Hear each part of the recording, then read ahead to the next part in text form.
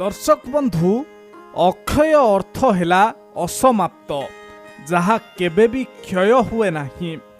एही अक्षय तृतीया दिन चारोटी राशिर व्यक्ति भाग्य बदलिबाकु जाउछि।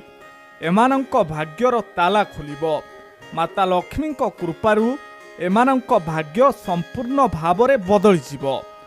माता लक्ष्मी अपार कृपार दृष्टि एही राशि मानंक उपरे पड़िबाकु जाउछि। तेबे आसंतु सेही राशि मानंक विषय विस्तृत भावरे जानिबा। सिंह राशि एही राशिर कुंडली रे ग्रह मानंकर अवस्थान फलरे शुभ फल मिलिबो। स्वास्थ्य रे उन्नति परिलक्षित हेबो। माँ लक्ष्मी कृपारु आपणकर समस्त कार्य सुरुखुर रे हेबो। अचानक बड़ धरणर खुशी खबर मिल पारे। कुंभ राशि एही राशिर लोक मानंक पई आगामी समय बहुत भल हेबो। माँ लक्ष्मी अपार कृपा पई एही राशिर व्यक्ति मानंक भाग्य बदलिबाकु जाउछि। एही अक्षय तृतीया परठारु एमाने जहा इच्छा करिवे ताहा पाई परिबे।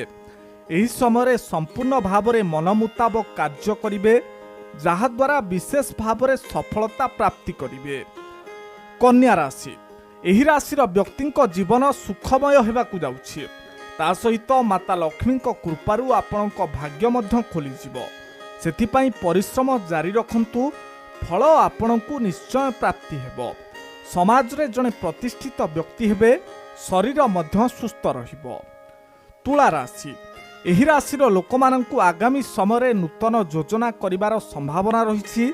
ता सहित माता लक्ष्मी विशेष कृपा जोगु आपणक भाग्य संपूर्ण भावरे बदलिबाकु जाउछि।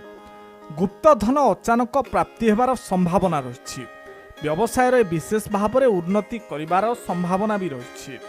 तेबे दर्शक बंधु एही भिडियोटी आपनकु किपरि लागिला मतामत देबाकु भूलंतु नाही। आ जदि भिडियोटी आपनकु भल लागि थाए ताहले निश्चय शेयर करंतु।